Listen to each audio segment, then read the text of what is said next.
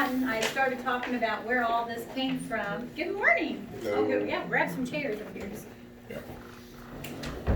Where we got off on where what we call Islam, where it came from, where its origins were. And all of these peoples here, what did they worship? The moon god. The moon god. They all worship the moon god.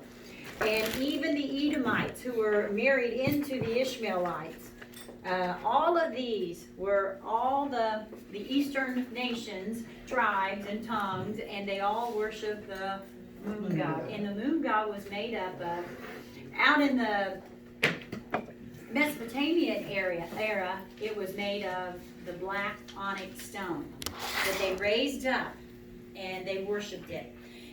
Its name was I don't know how to say it. It's Nanna. I don't know if it's Nana, but that was the god that they worshipped. And we went over all of that. Now, in the Saudi Arabian part, which were all the Midianites and the not Edomites, but when they split off, we have the Ishmaelites and the Midianites.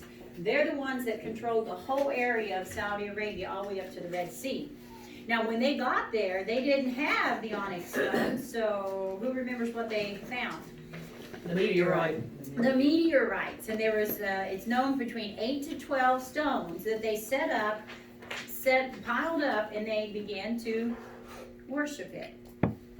And they called them what? The fallen ones. And see, that's the same word that's used in the Bible for the angels. The angels. The fallen. Yeah. Now, they believe that these stones were fallen from the moon god, the god of darkness. They put a temple over top of it, and it was the god of armaments. And then last week I showed you how in Daniel chapter 11, verse 37, it talks about the Antichrist. And the Antichrist will come up out of the Roman Empire, but he will be what? His father's, not father, but that means his inheritance, his heritage would be what? The worship the god of armaments. And that's what this is, the god of armaments. The same word used. Now, going down through history, in 600 to 650 AD, there was a man named Muhammad that took over this pagan worship, claimed it as his own revelation after marrying a wealthy soothsayer. And what year was this, you said? Between 600 and 650 AD. Now, all this time, these people have been worshiping this rock, this black stone. Now, his revelation, he got this revelation after marrying this wealthy soothsayer. He built, see, this is where he got all his money. He went through conquering and stealing, too. He built a big building, and he used these stones. But you know what he did with these stones? He mixed them in with mortar. All these meteorite stones, he mixed them all together, and he made one big stone out of it. Then he took this stone and he used it. Now this is where everything just all starts coming together. He took and used it as a cornerstone. Now, when he put this and used this in Mecca, that's what it's called nowadays. Use this as a cornerstone. Has anybody ever looked at a picture of what that looks like today? You know, the big temple. Where the cornerstone is this meteorite that was for centuries. Isn't that the one that's in Jerusalem? No, it's in Mecca. It's in Saudi Arabia. Oh, okay. Yeah. And he used that stone, but if you ever look at it, it's gross, if you ask me. I don't want to get into details, but you can go online and look at what they put a grass thing around this stone that's the cornerstone of this building. And if any of you ever watched Raymond, everybody loves Raymond. Did anybody ever Oh, watch his mother when she scolded, okay, I got you. That's it. When I see this, that's what it reminds me of. Did you guys ever watch No, that? what his Oh. mother did? Yeah. His mother had went to the sculpting thing and sculpted. I brought this what it prize thing home, show her the Lip section, I'm sure, yeah. It looked female, Oh, okay. anatomy, you know what I'm saying?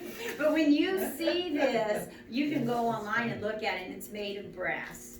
Okay, and that's what these people do, because they said that this Mahdi, this is through Muhammad's taking over this religion. And anybody who didn't follow him was killed. So when he built this building, yeah, and like I said, you can go and take a look at it.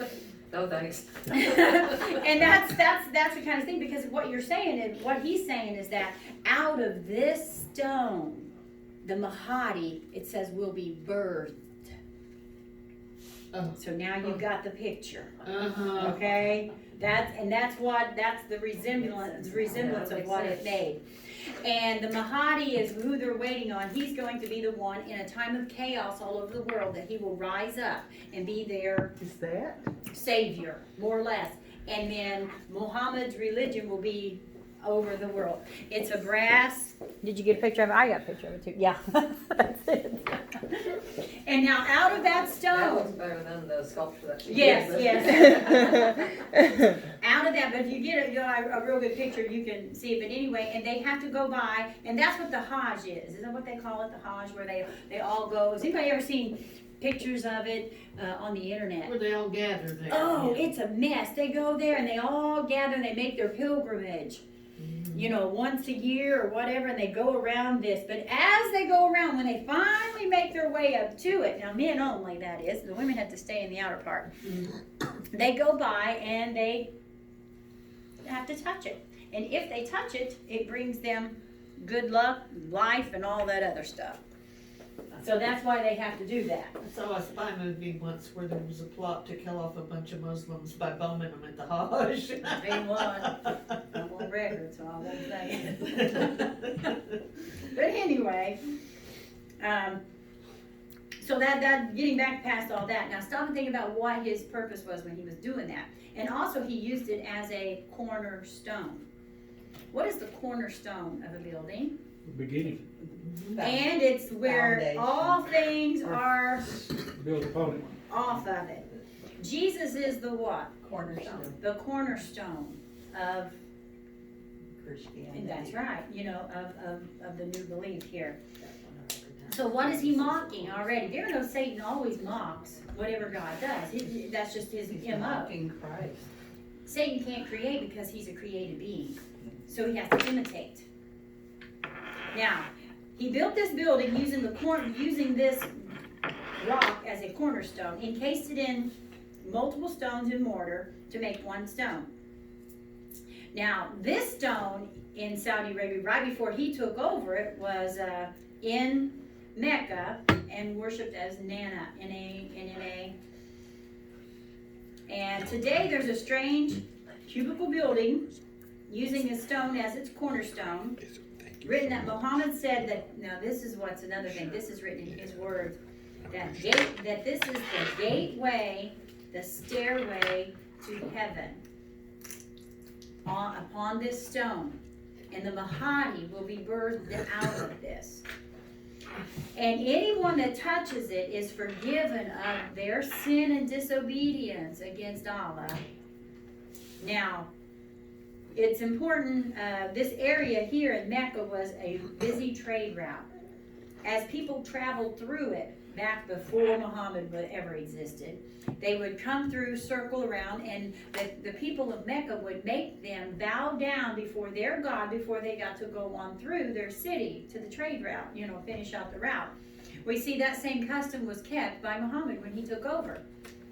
He makes all these people come and do that pilgrimage and go around it before they exit out. See, that's all he did, is he came in and he took over. And what did Muhammad do to every Christian and Jewish structure? tore them down and what? And built mosque on top of it. You see that? And he still does it. Well, like, on all mosques that you see, and even I'm seeing this in cities, if you go and find out where these mosques are, guess what they use for the mosque? Churches. Ground zero, where did they want to put this?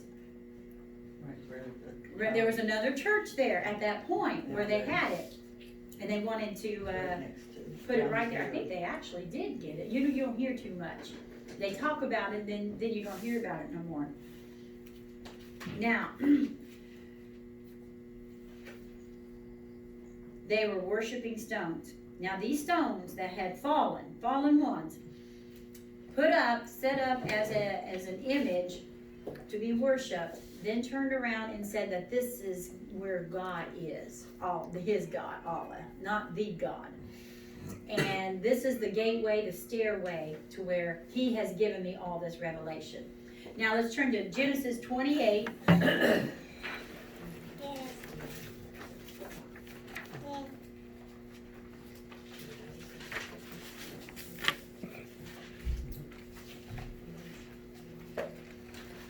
going to read 10 through 14 and then 19 through 22.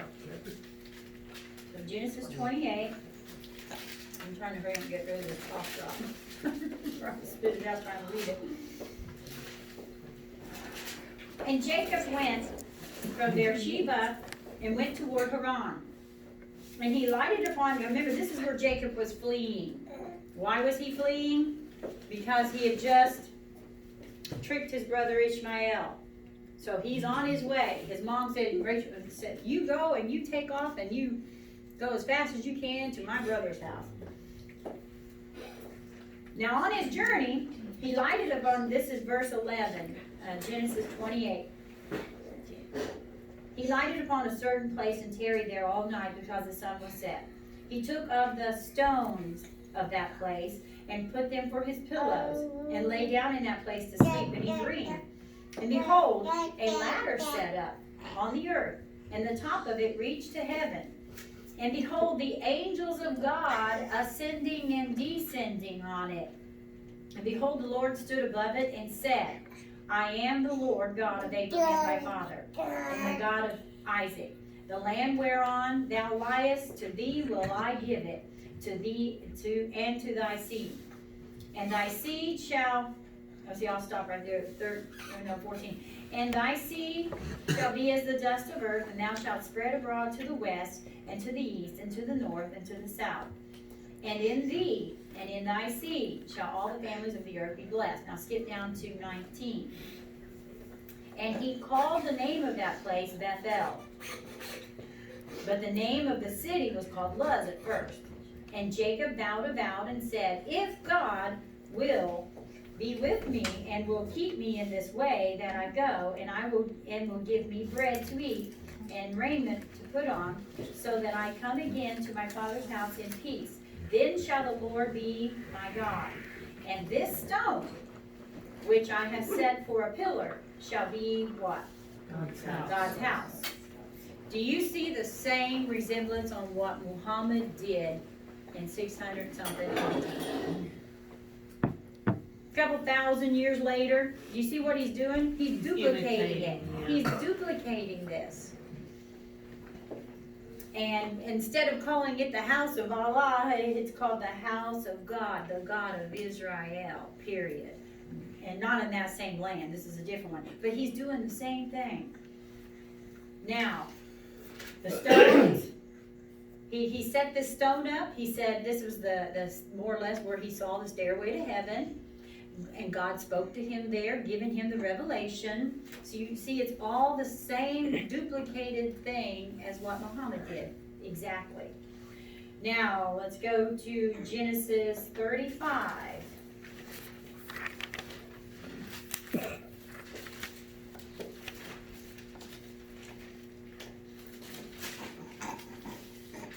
Now, that same place that was dedicated to God, Bethel.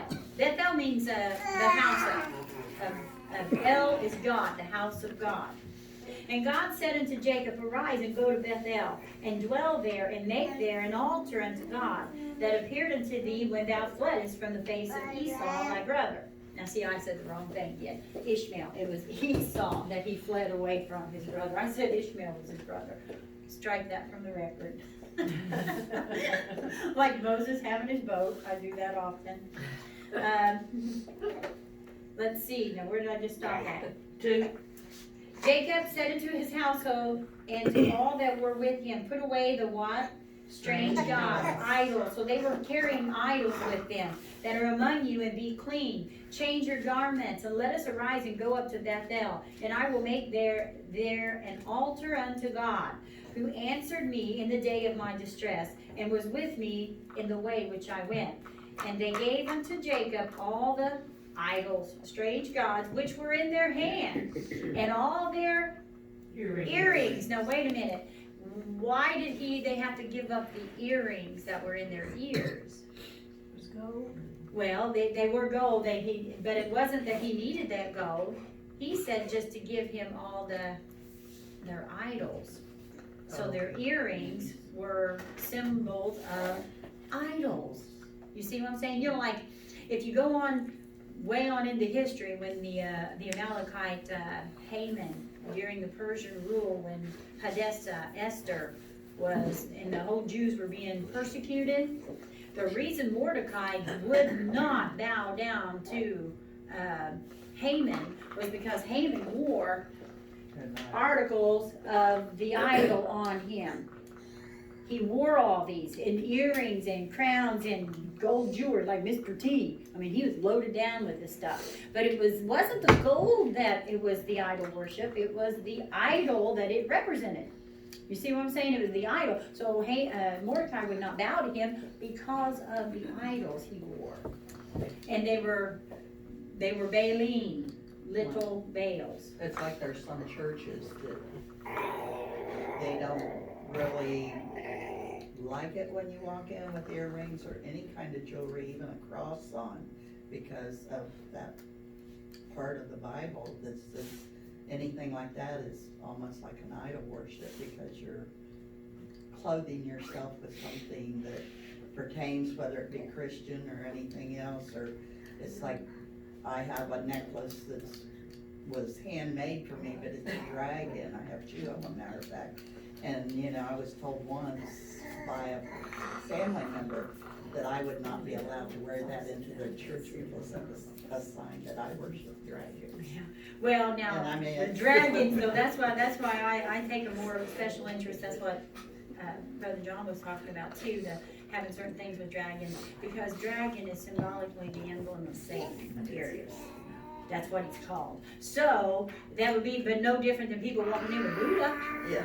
you know, hanging around. And you Or know a what? tiki god.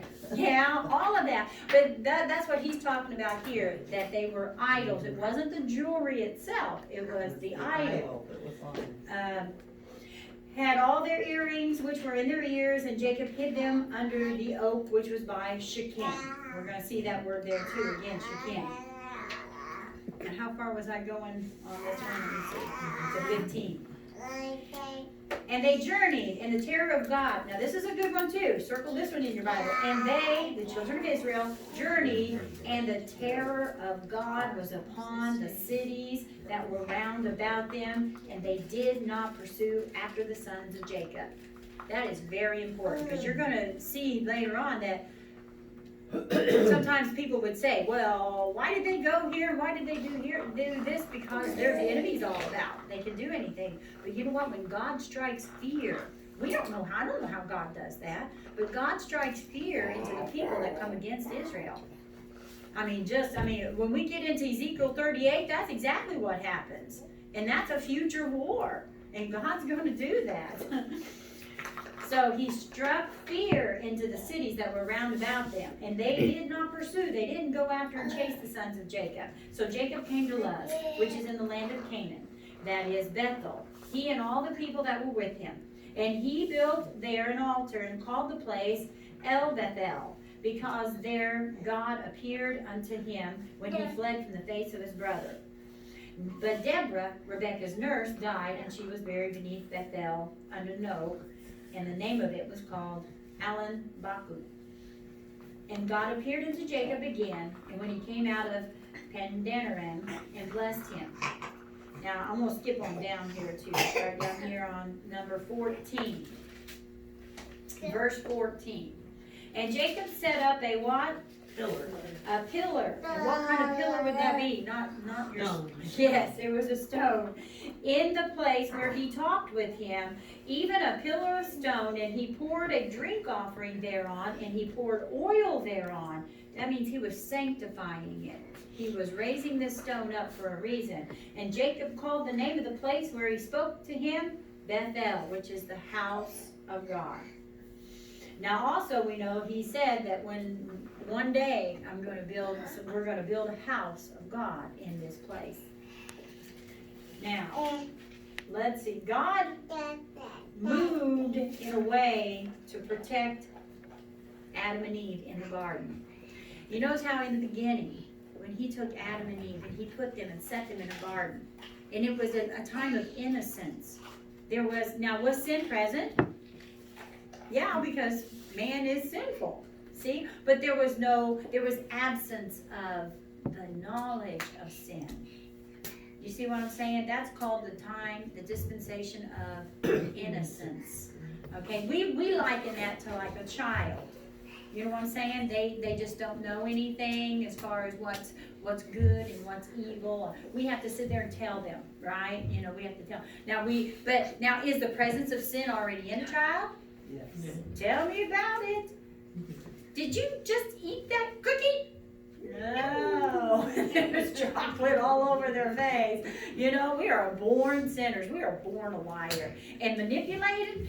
How much does he manipulate you? Yeah. The minute you walk away, and then they shut up as soon as you get back. That's manipulation. That's sin. So sin already reigns in his little tiny mortal body, even though he doesn't have the what? Knowledge of sin. So because he doesn't have the knowledge of sin, there's no repercussions, and he's called innocent. Excuse me. You see what I'm saying? Now, God created that garden and to protect the innocents. But what happened when the knowledge of sin entered into them?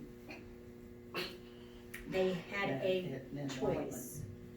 When you have the knowledge of sin, now sin becomes a what? A choice. You can choose it or you can refuse it. Those are your two choices. So, after you have the knowledge of sin, there's a choice. Now, because they made the wrong choice, there was what?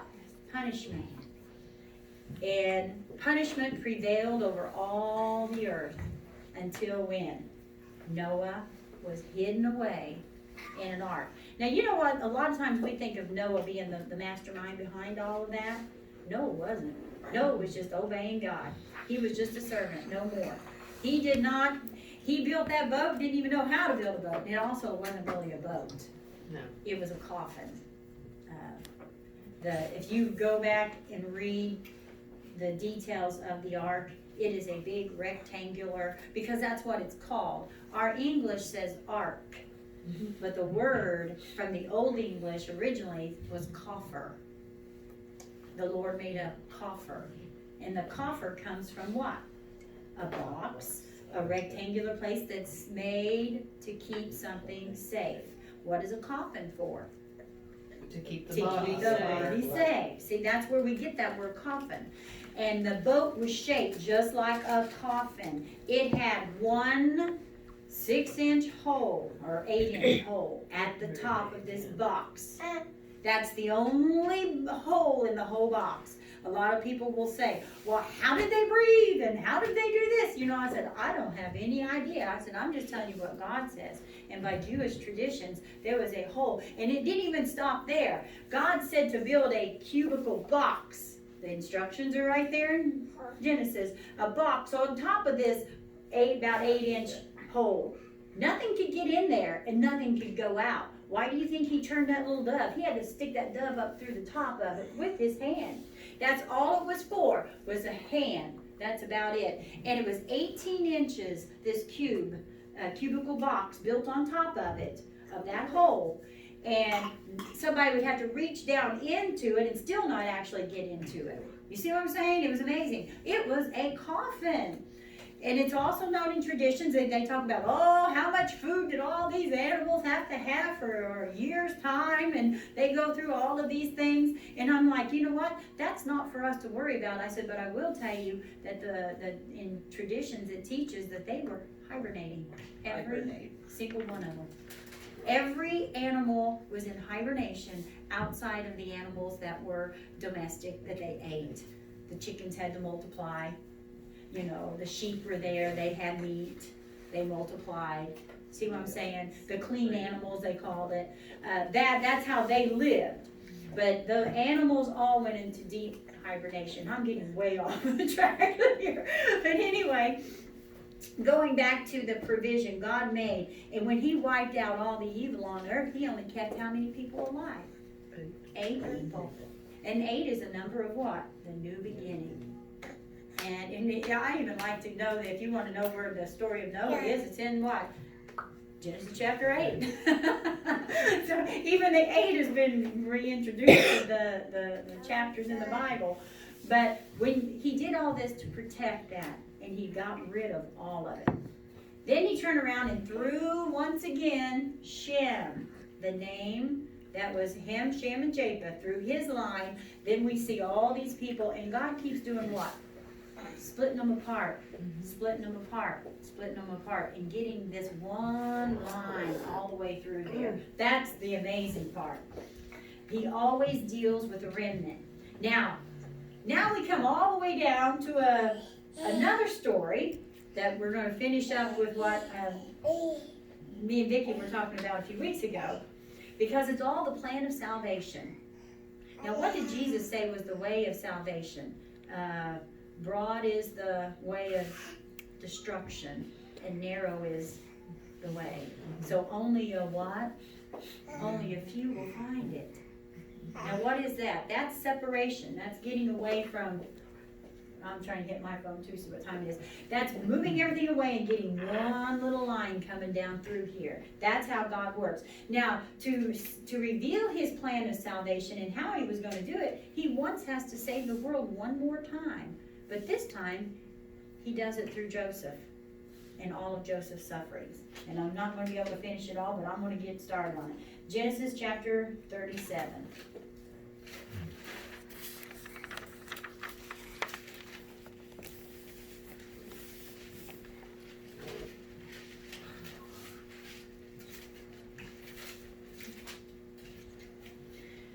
And Jacob dwelt in the land wherein his father was a stranger, in the land of Canaan.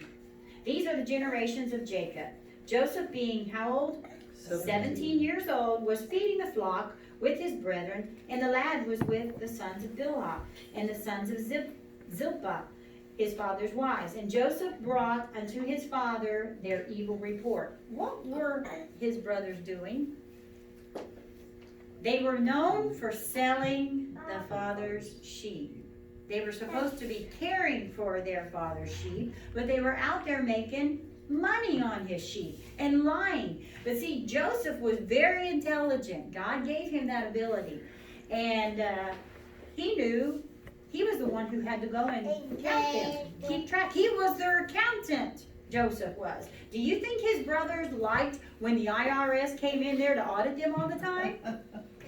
Okay, that's how we're going to liken it. Joseph's brothers are out there stealing corporately from their father, who owned the company, and the IRS was sent in there to investigate, and he was the IRS. So do you think they liked him very much? Not at all. Now Israel loved Joseph more than all of his children. Now that probably didn't help either. You know, because you know why? They hated Joseph. They felt as though we're going to get cheated out. We're going to get cheated. So we better do something real quick and start hoarding all the money because because Jacob is going to give all of everything, his inheritance, to Joseph. We just know it.